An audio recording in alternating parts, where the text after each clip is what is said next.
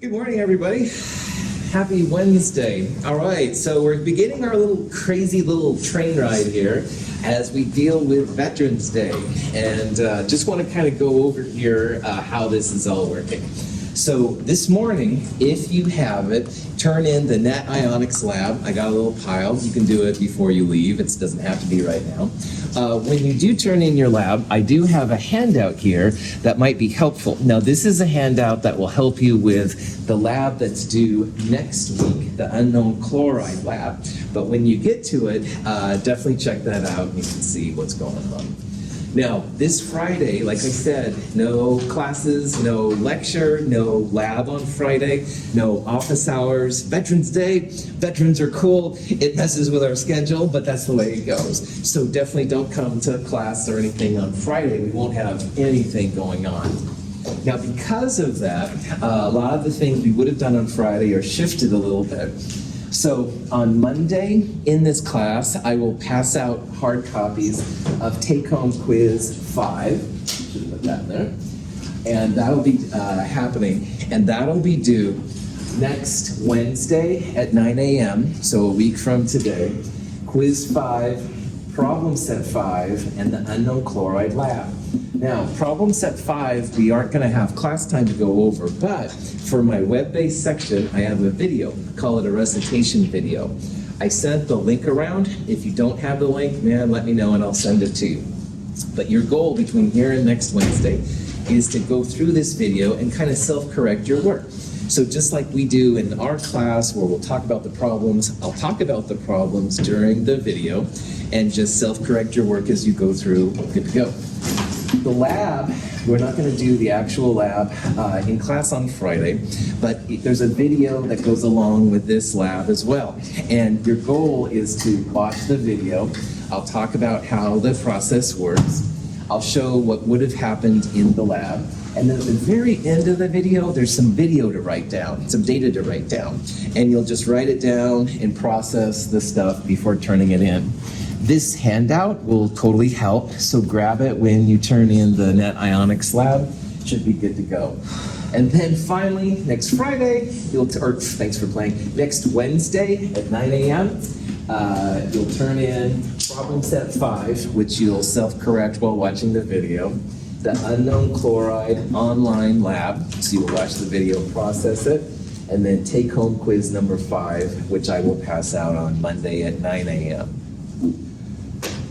Any questions on that kind of stuff? I know this is a little weird right now, but we're going to get through this.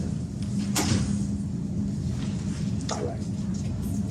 We left off on Monday talking about Q equals MC delta T. And that's how chemists can figure out the heat transferred in a substance if there's no change in phase. So if you're going to heat water up, you have to add energy in. Q would be a positive number, endothermic.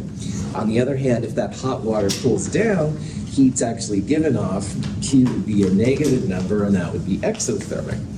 But Q equals MC delta T is only for if you don't change phase. So like here's a piece of ice, 2 kilograms of ice, and we're just letting it sit out. Well, the ice will start to melt. So a phase change is going from a solid to a liquid, liquid to gas. Sometimes you'll have solid to gas or gas to solids. And so if you have a change of phase, there's a little bit different process you do. In chemistry and physical science, we don't worry about the change in temperature because, for example, when you get to 0 degrees Celsius, that's when the ice begins to melt. So we don't think about delta T. This is an isothermal process, which is just a term that's kind of lame. But when it comes to a phase change, the Q, the heat transferred, it's always some type of heat of something times the mass. Now, this is the best way that I've come across to describe these processes. When ice melts to liquid water, there's a value, and it's 333 joules per gram. And this thing is given the name of heat of fusion.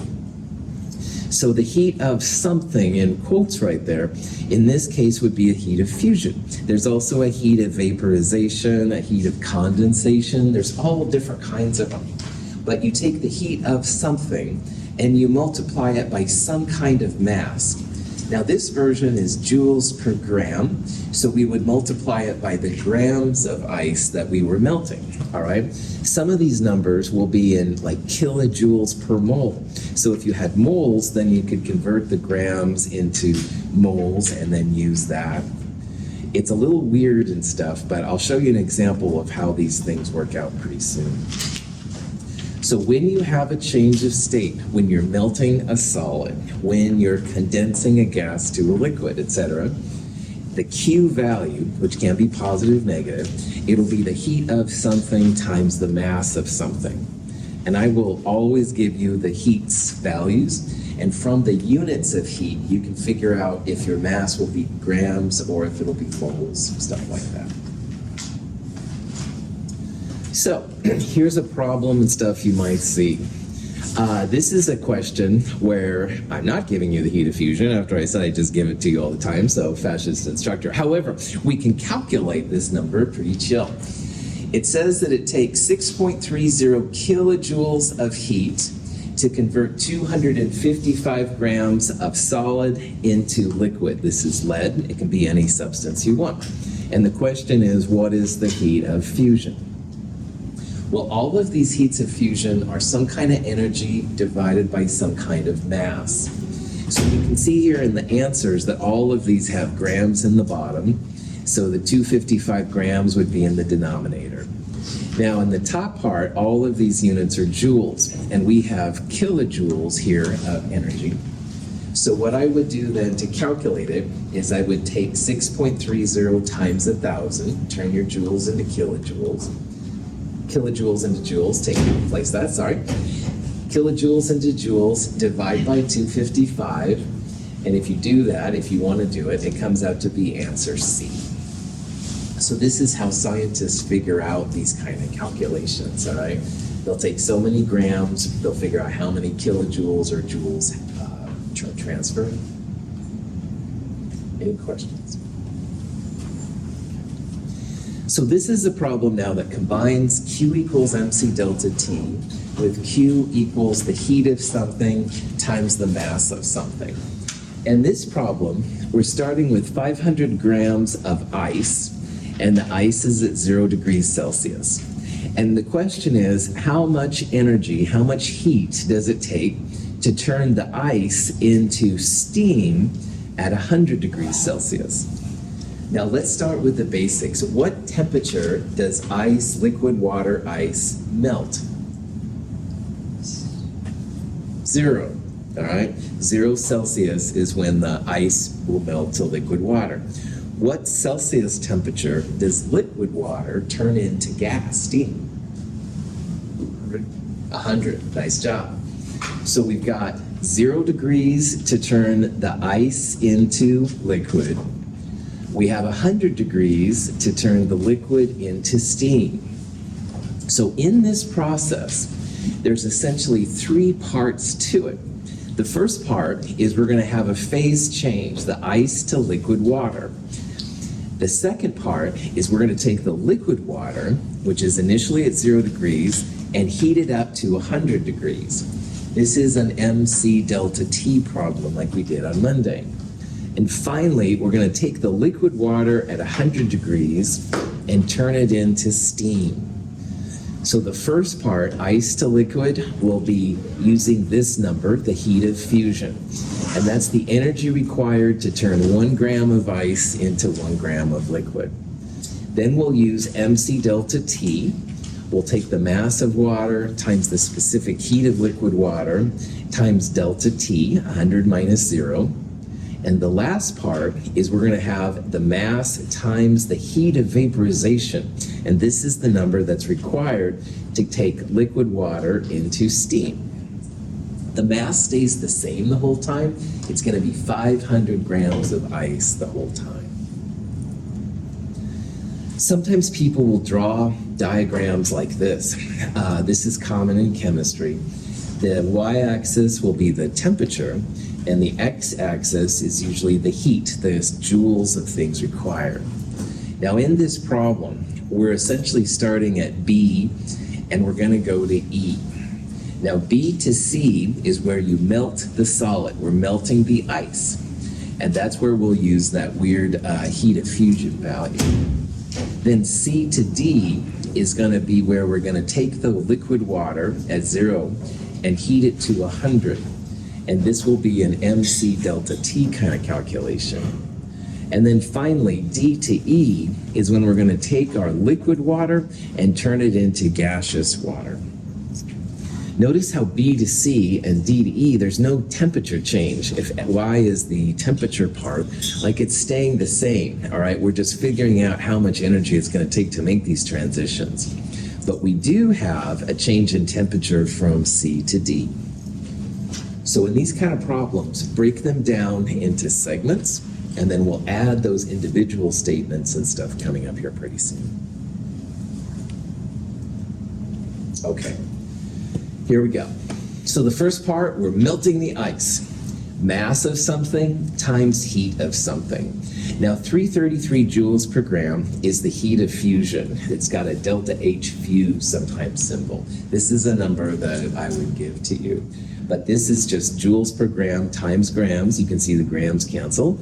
It takes 1.67 times 10 to the 5th joules to melt 500 grams of ice. Now we're going to heat the water, heat the liquid water. And this is an MC delta T. Mass of the water, heat capacity of liquid water, delta T final minus initial. So initially it was at 0, and then finally it was at 100. You can use Celsius or Kelvin. The delta T is the same both ways. This comes out to be 2.09 times 10 to the 5th. And notice here how it took just about the same amount of energy to heat the water from 0 to 100 as it did to just melt the ice. Sometimes having these phase transitions can be pretty heavy energy parts. But we're not quite done yet, because we need to turn now our liquid water, which is at 100 degrees, into steam. And that's where we use the heat of vaporization, delta H back. This is again a number that would just be given to you, 2260 joules per gram. We still have 500 grams. Notice how the mass hasn't changed. But this number, 1.13 times 10 to the 6 joules. So which of these processes took the most energy? That's right. The last one took a lot more energy, a whole power of 10 bigger than melting the ice or heating the liquid water. So turning your liquid water into steam is actually a pretty high energy process. And Chem 222, we'll talk about why that is, but not for right now. So if you wanted to know the total energy to melt your ice at 0 and heat it to steam at 100 degrees, you would literally add these three numbers together. And if you do that, it comes out to be 1.51 times 10 to the 6 joules. If you divide by 1,000, 1,510 kilojoules. These are all positive numbers. You have to add energy in to make the solid go to liquid and the liquid go to gas. Let's say that she and I wanted to take the steam and cool it back to ice at 0 degrees Celsius. So we're starting with steam at 100 degrees, and we want to turn it back into ice at 0 degrees. How much energy would it take, or would you get out doing that process? -15. Bam! Negative 1510 kilojoules. Well done, Madeline. Remember, in thermodynamics, if one way is positive, the opposite way is just the same number, but with the opposite sign. So Madeline, well done. It's negative 1,510 kilojoules. You would get that energy out if you took 500 grams of steam at 100 and cooled it back to ice at 0 degrees Celsius. Okay, so why this is important, all right? Engineers and people that deal with vehicles and stuff like that. They sometimes want to know how much thrust you're going to get out, how much energy you'll need. And this is the way you can do it, all right? You can figure out how much energy you're going to get out from gasoline or something and turn it into different processes. And some of that energy can be used to evaporate liquids if you want to get rid of it. You could also, as Madeline and I were hanging out, you could also figure out the energy required to recondense it if you want. So there are lots of applications for this kind of stuff. We're going to look at more of this in Chem 222. All right, in Chem 222, we'll explain why like this process was a little bit higher energy than these two processes right there.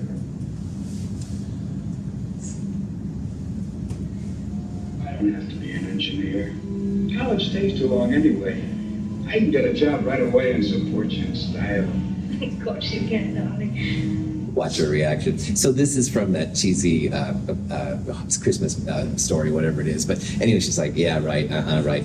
Don't feel, about this time in the term, things get a little crazy. And about this time, you're thinking, oh yeah, maybe I shouldn't do this class or something. But you hang in there, all right? Because this is like the dark times of this quarter. And we're going to get through all this. It's a little weird. It's always tempting to say, oh, I could go work at the gas. My thing is always to go work at a gas station. I'm going to work at a gas station on the coast. Just pump gas all day. All right, well, no, don't do that, man.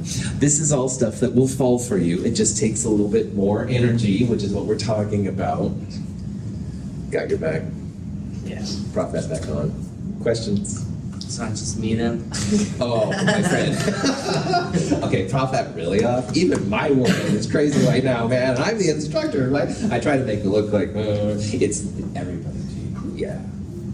You all are doing great. Hang in there, man. Question? Okay, prop that back on. Energy. All right, let's talk a little bit more about enthalpy. Enthalpy was delta H we saw on Monday. Delta H is heat Q at constant pressure, which is basically all the time. Now, delta H has lots of symbols by it, and I want to talk here real briefly. The most important one is that there's usually like a zero. This is a bigger zero than I'd like, but that's okay. The little zero just means standard conditions. Believe it or not, some energy changes like on Mars, where you had lower pressure and colder temperatures, would be different than they are here on the Earth, under 1 atmosphere pressure and standard conditions.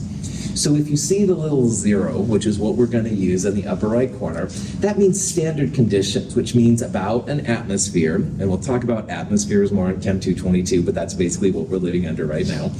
If you have a molarity, it's 1 mole per liter, and the temperature is usually 25 degrees Celsius / 298 Kelvin.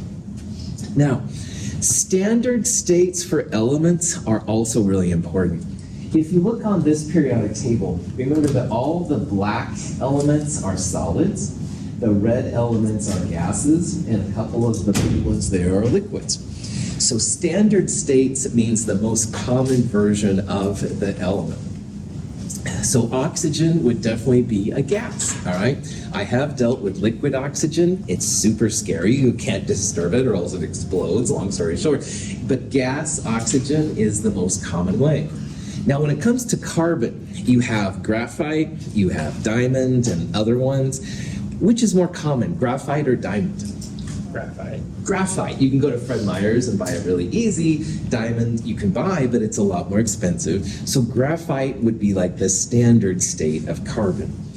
So if you see this little zero for delta H, that means that you would probably be talking about graphite and not diamond. And you'd be talking about oxygen as a gas, not oxygen as a liquid, or even ozone, all right?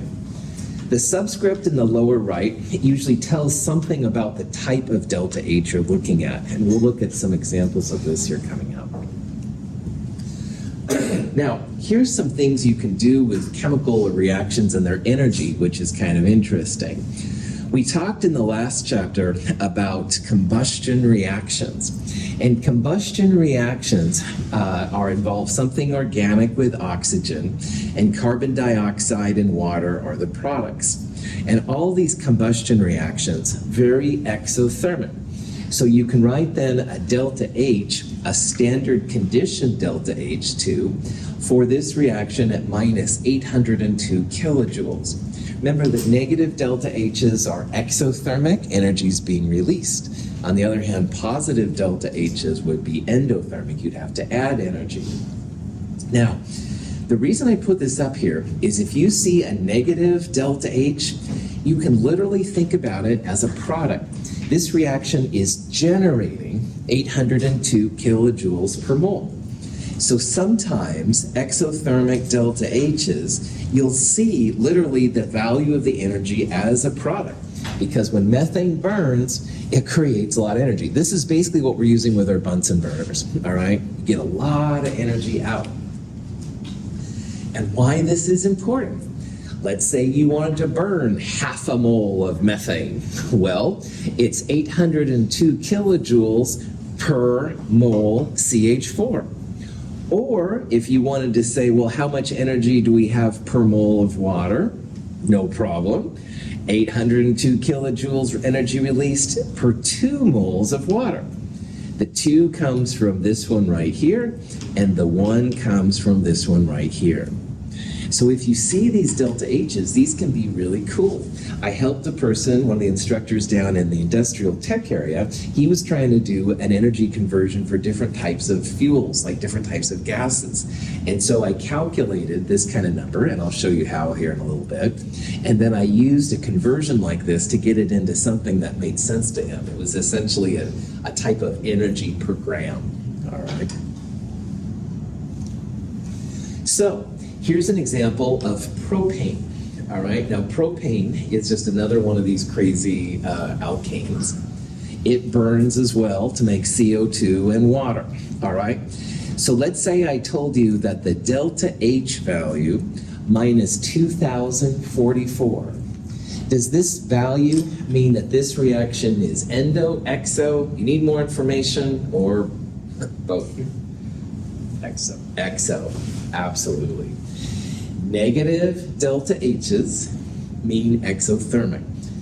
All the fuels we use, propane, octane in your gas car, butane in a cigarette lighter, methane in the natural gas, they all release lots of energy. But more importantly, if you see a negative delta H, that means exothermic. Cool. So, this is another type of problem you might run into. Let's say we were to burn 128.5 grams of methane. This is methane right here. And the question is, how many kilojoules of energy would be released? No problem. Grams is what we're starting with. We'll turn it into moles. CH4 is about 16 grams per mole. 1 carbon is 12, hydrogen's about 1. I'll show you a better value here in a bit. But the important thing is that every mole of methane that burns, you're going to get this much energy out. So if you wanted to know how many kilojoules of energy you would release, grams of methane to moles, 16.04 is the molar mass. And you can, if you want, 1 mole of methane is in this reaction, and the reaction gives off minus 802 kilojoules. So you would end up with negative 6.43 times 10 to the third kilojoules if you burned 128.5 grams. You can use methane and fuels like this as things to drive your vehicles. So if you need to know how much energy will be released and figure out how many miles per gallon you're going to get or whatever, this would be the avenue to figure that out. What is RXN? Excuse me? What is RXN? Oh, good question. RXN is abbreviation for reaction. And sometimes this number is seen as minus 802 kilojoules per this reaction. So Aiden, you could write minus 802 kJ per RXN. It's just saying that one. Why that's important is, like, if you wanted to figure out the water created, it would be 2 moles of water per mole reaction. That's why I put it in there, but it's not required. Good question. About this time, you all want to go to bicycles and forget about gasoline. I understand. But however, we're still stuck with these kind of things in planes and trains. All right. So anyway, so let's say we have the same reaction right here, and we want to know how many kilojoules of how many kilojoules are released. All right. Same reaction right here. How many moles in 32 grams of oxygen? Well, I know oxygen is diatomic. One. Good. Yeah, it's okay. No, you're all thinking that's good. It is a diatomic, Clifford. Well done. So each oxygen is 16. O2 would be 32. Okay. So I tried to make this somewhat easy. 32 grams of oxygen would be 1 mole of oxygen. Now, this much energy comes off per reaction, like Aiden just asked about.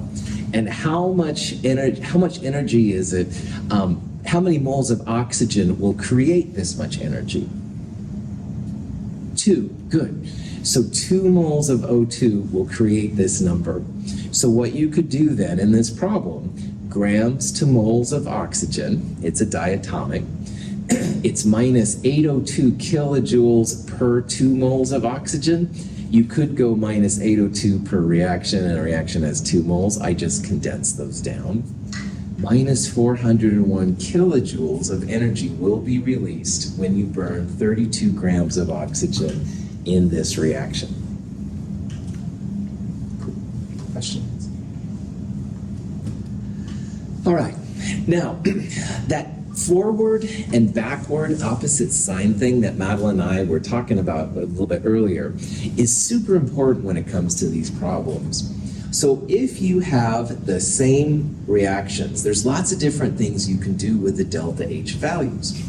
So here's a reaction where hydrogen and half an oxygen makes water as a gas, and the delta H is minus 242 kilojoules. Well, let's say I said, oh, Claire, get rid of the fractions, because normally I will tell you to get rid of fractions, although we'll see sometimes I don't. In this case, if Claire needed to figure out the delta H for this one, it's actually not too bad, because if you multiply all of those things by 2, it's essentially like this reaction times 2. And your delta H, you can literally just multiply it by 2 to figure out the value. So if you multiply a reaction through by 2, multiply delta H by 2.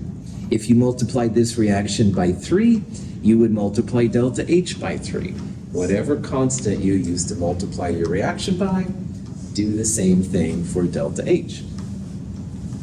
Now, we've already talked about this one, but it's really important. Let's say we don't want water gas as a product. We are breaking down water gas into hydrogen and oxygen. It's essentially like flipping this reaction around. So the gaseous water is now a reactant, and these two are products.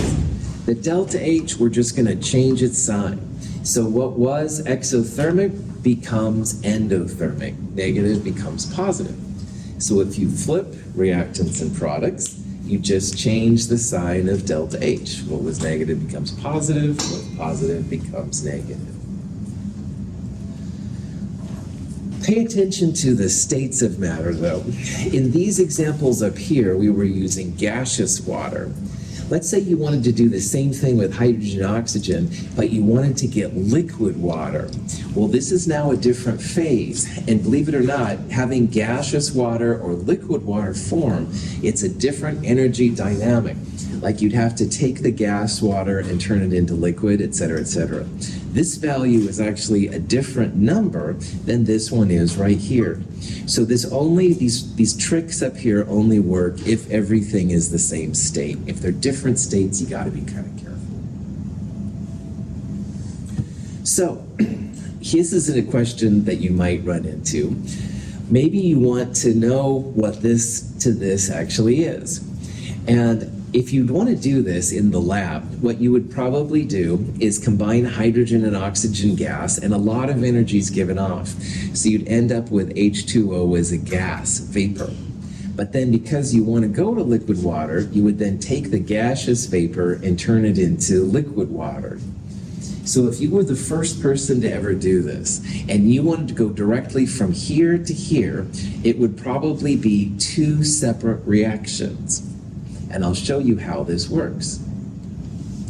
Now, hydrogen and oxygen going to water, we saw earlier, was a positive 242 kilojoules was released. Remember, the positive numbers on the product side mean exothermic, all right? You could write this as delta H equals minus 242. But going from gas to water is also exothermic, and you actually get out 44 kilojoules of energy. So in this problem, what we want to do is we want to go from these reactants to this product. We want to kick out the middle person, the H2O gas. Well, you can do that here because we've got gaseous water as a product and gaseous water as a reactant. And if you cancel these out, like if you combine two equations in math, you end up with these reactants. H2O liquid is the product. And notice how this plus this equals this. The total energy is the sum of the individual energies. And this is what scientists and chemists do quite often. This person who first figured this out, his name was Hess. And Hess apparently was a kind of more of an instructor than a research scientist, but he realized that, hey, we can combine these reactions together, we'll kick out some kind of intermediate or intermediates, and the overall reaction is just the sum of the two individual reactions. And this can be kind of helpful because if you want to find a reaction which is difficult to study, but you have two other reactions which are easy to do, and if you combine them the right way, the overall energy is just the sum of the individual energies. Okay, so let's see what Hess is all about. Here's a reaction where hydrogen and nitrogen are making ammonia. And the question is, what's the delta H for this reaction? And here's what we find in the literature. Hydrogen plus nitrogen makes hydrazine, which is this weird N2H4 thing. This is an endothermic process. But once you make hydrazine, hydrazine reacts with hydrogen to make ammonia. And that's an exothermic process. So the question is, what is the overall reaction here? We want to find hydrogen and nitrogen making ammonia. Well, what we're going to do is we're going to combine these two reactions together. So for example, if you literally combine these reactants, which is what I've done right here, and you combine these products, which is what they are right here, you can kind of see like what's left over. Does anything cancel out? In this reaction right here, do we have anything on both the reactant and the product side? Yes, definitely. N2H4 is on both sides. Cancel it. You also have an H2 and 2H2, so we can combine them. If you do all of this, 2 plus 1, 3H2, N2, the hydrazines are out of here, and we have only ammonia as the product. And that's what we wanted. We wanted this reaction right here. So to figure out the delta H here, you just literally combine delta H1 and delta H2 together. So positive 95.4, essentially minus 187.6, delta H for the ammonia reaction, minus 92.2 kilojoules. So this is how you can use Hess's law, all right? And you can flip reactions, you can multiply them by 2 or 3, whatever, but that's really what it comes down to. You always want to have your eyes on the prize. You want to have this reaction. So you want ammonia as a product, and you want all the hydrogen and nitrogen as reactants. And these are kind of like puzzles, all right? And okay, I think they're fun, but I'm a nerd and I need to get out and get some fresh air more often. I understand. However, I am hoping that you find them kind of that way too. Like you'll just combine them to get this thing and you'll add the energies together to get the overall. Okay. Now, people in Washington, D.C. work sometimes for this group, NIST, the National Institute of Standards and Technology. This is the United States version. There's also a version in Europe, and I would imagine that China and or Russia have them, but I'm honestly not sure. Anyway, in the United States, the NIST, one of the things they do is they create values of delta HF, and this is a special kind of enthalpy. It's called the standard molar enthalpy of formation, or a formation enthalpy is what they're sometimes called. And in the background of these slides, these are all delta HF values, all right? And if you look at these, most of these are exothermic numbers, all right? But there are some endothermic ones too, some positive ones, while most of them are negative. But they do this. They do this all day, apparently. I would find it incredibly tedious, but they are super helpful numbers, as we'll see. If you have a delta HF value, like this one right here, this is the value of energy you get out or have to put in if 1 mole of compound is formed from elements in their standard conditions. So C3H8 gas has a delta HF standard minus 103.8 kilojoules. And to figure out the equation that it came from, you must have 1 mole of product, and the reactants will be elements in their standard states. Well, we talked about how carbon is graphite, and hydrogen, the diatomic, is a gas. So to make, I have to have 1 right here. So if I put a 3 right there, the carbons will balance, and a 4 right there, 4 times 2, 8 hydrogens. This would be the delta HF value for propane. And every time you burn 1 mole of propane under standard conditions, this is the energy in kilojoules per mole you're going to get out. And these values are super helpful when it comes to chemistry, as we'll see. If you have delta H values for everything in your reaction, you can quickly find the delta H for your reaction very, very easy, which is cool. Now, if that was all, I understand completely. Let's say I said, find the standard molar enthalpy of formation for potassium permanganate. What's the formula for potassium permanganate? Anybody know? Well, I'll throw something out. It's K plus MnO4. Clifford, outstanding. KMNO4. Well done, man. That's the formula, yeah. So we want to see essentially how much energy it's going to take to make 1 mole of KMNO4. Well, KMNO4 is going to come from potassium, manganese, and oxygen. I must keep a 1 right there. That's what a delta HF means. Potassium is not a diatomic, so we can write it as K, but oxygen is a diatomic, so we'll write it as O, and manganese isn't one either. So this would be the delta HF equation for potassium permanganate. 1 mole of products, all reactants are elements in their standard states, no ozone, no liquid potassium or something strange like that. Potassium permanganate makes a beautiful purple color when it's placed in water. Woo-hoo. I really like the colors. Nothing you need to know for this problem. Questions? Okay. So, methanol. If you drink it, you'll go blind. That's a serious thing. In Prohibition, a lot of the alcohol, they would make people to go blind because it had methanol in the ethanol. Ethanol is the drinking alcohol. Methanol makes you go blind. Shut up, Michael. Anyway, let's figure out which of these is the delta HF equation for methanol. Now, to have methanol, you can only have 1 mole of product. So E is flat out, all right? That's not going to happen because we're making 2 moles, and you must have 1 mole of product. Now, carbon, hydrogen, and oxygen are the elements in methanol.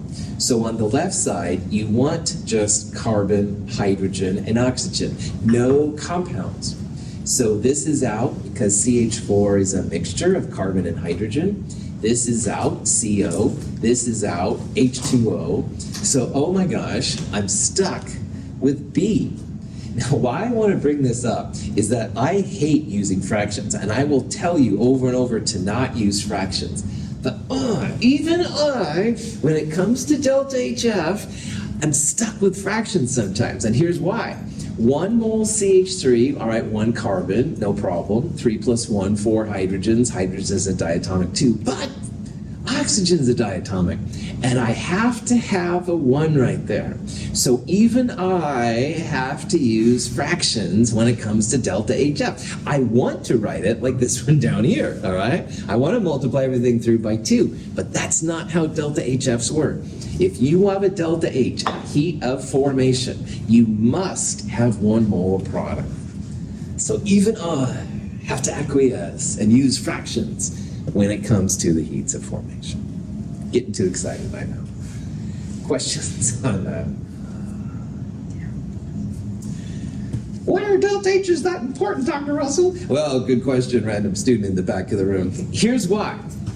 If you know all the delta H's of all your products and reactants, this equation is going to be your good sign. Oh, don't throw tomatoes at me. Let me explain why this is cool. It's basically saying that if you have a reaction, you're burning fuel, you're making KMNO4, whatever you're doing, if you want to find the delta H of the whole thing, the delta H's of all the products minus delta H's of all the reactants, you can do it with these heats of formations. Now, this is super ugly, so I apologize. This little symbol right here is used in math. It's called the summation sign. It's beautiful. What do you mean? Oh, I've got chocolate for you in my office later, my friend, just letting you know. Anybody that says summations are beautiful, all right, I need a life tea, maybe you do too. But anyway, that's okay. I'm glad you're here. All right, Prof, back on. Oh. Beautiful. You're so lost. Anyway, okay, Prof, back on. I'm really gonna focus, Michael. Okay. Okay. Thank you. Summation means to add up all of the. So we're going to add up all of the products delta H's and subtract adding up all of the delta H's that are products. Now sometimes there's going to be more than one stoichiometry of 1 in a reaction. So that's where the N comes in, and I'll talk about that here in a little bit. So it's basically like delta H products minus delta H of reactants. And if you know all of them, you can find the delta H's of any of these things. And this is what I've been using so far in this chapter. When I quoted a delta H value, it was almost always from delta H products minus delta H reactants using those heats of formation. Super easy, super cool. It's the energy you gain minus the energy you spend, essentially. And we'll talk about that here in a little bit. Now, because you're probably like questioning both my sanity and now Chi's as well, that's okay, Chi, you're in good company as far as I'm concerned. Let's figure out the delta H for this reaction. This is calcium carbonate, and it breaks down into calcium oxide and CO2. And we're going to use this super ugly thing. I totally understand. All right, so first you have to have a table of delta H values. And problem set 5 has such a table at the end of it. It goes on for many, many pages. I'm wasting trees, I know, left and right in this class. However, you need these delta H's for the different reactions. It's the first column, by the way. So we're going to look up the delta H's of the products and the reactants. And remember, these are products minus reactants. So the products are CaO and CO2, and the only reactant here is CaCO3. So we're going to look in that table at those 3 values. And if you do that, calcium oxide minus 635.1, CO2 minus 393.5, CaCO3 minus 1206.2. So products minus reactants, take these two, add them together. Remember that negative sign. It makes this positive. Delta H positive 177.6 kilojoules. Now in this problem, all of the stoichiometries were 1, and these numbers are per mole. So if you had like 2 CO2s, you would multiply this number by 2, and I'll show you an example of that here in a little bit. But these numbers, again, just come from your table, all right? You look them up. Pretty chill. This is the reaction. People thought at first when CO2 was being emitted that the CO2 would create much worse greenhouse gases than they actually found. But CO2 and calcium oxide actually react to make calcium carbonate, and the C is apparently taking lots of our carbon dioxide in, for better or worse. Yeah. So is that list that you're talking about going to be something we have access to, or something? Oh, yeah. You would never have to memorize that list, and you won't have to have one next to you. Well, take-home quizzes, you can do whatever you want, of course, but on the midterm, like I would give you the values and stuff, so you wouldn't have to look them up. Oh, okay. Excellent, excellent question. So, okay. Here's another example. Now this is taking methanol, the stuff that makes you go blind, and we're burning this as well. And we're gonna get CO2 and water out. Well, once again, products minus reactants. So the products are CO2 and water.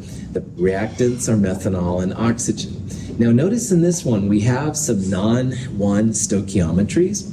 And the values we're going to look up for vapor water, gaseous water, will be per mole. So you need to multiply that one by 2, et cetera, et cetera. Now, as before, look up your delta HF values, all right? And in this table, which goes on for many pages, it's pretty long. But here's something that will help you a little bit. All of the elements in their standard states will have delta H values equal to 0. And in this equation, what is the only element in its standard state? Oxygen. Oxygen. Yeah, totally. Compound, mixture of different elements. Compound, mixture of elements. Compound, mixture of elements. Element. Yeah.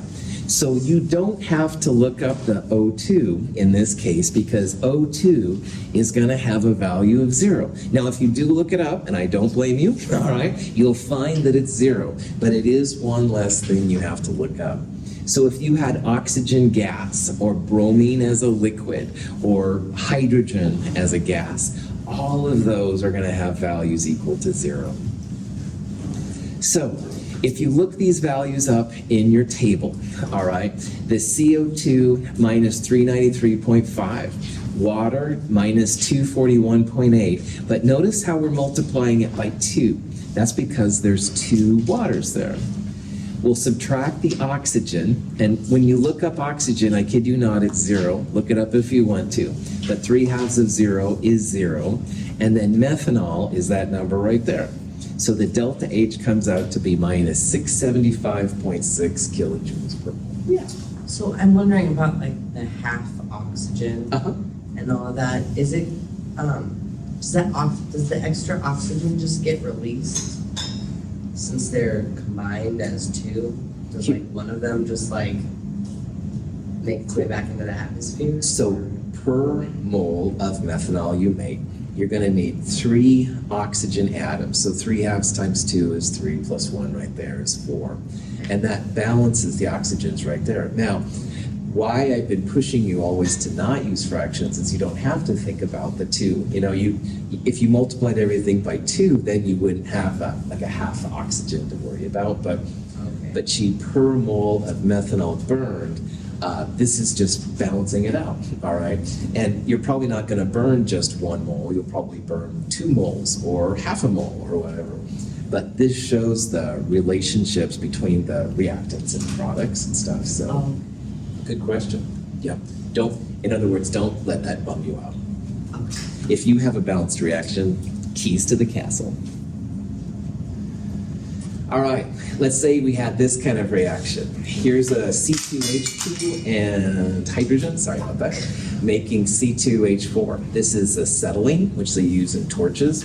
This is ethane, which keeps our bananas green until they get up here from Central America, long story short. But anyway, let's say we wanted to take acetylene and make it into ethene, and I give you these 2 numbers.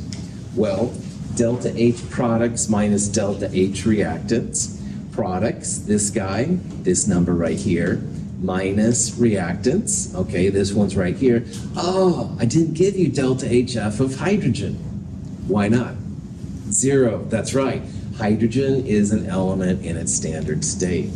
So essentially, it's products, this number, minus reactants, this number. The hydrogen is 0, negative 174.2 kilojoules. At this point, you have all the tools now to conquer problem set 5, all right? There's a lot of material right now and stuff, and I know it's kind of crazy. I want to talk here real fast in the minutes I have left on what's happening the rest of this next couple days. Turn in the Net Ionics lab before you leave if you got it. Definitely also grab one of my handouts up here. This handout will help you with the unknown chloride lab. Now, Friday, no class, all right? Don't come to school on Friday. The whole campus is closed, no lecture, no labs, no office hours, et cetera, et cetera. No friends. Monday, I will give out take-home quiz 5 in class. If you want to come pick one up, that's awesome. You can also print it off at home if you want. And then Wednesday, you'll turn the quiz in, problem set 5, the unknown chloride lab. There's videos for both problem set 5 and the unknown chloride ion to watch, so it'll get you up to speed. Any questions? Thank you for your hard work. Have a great day.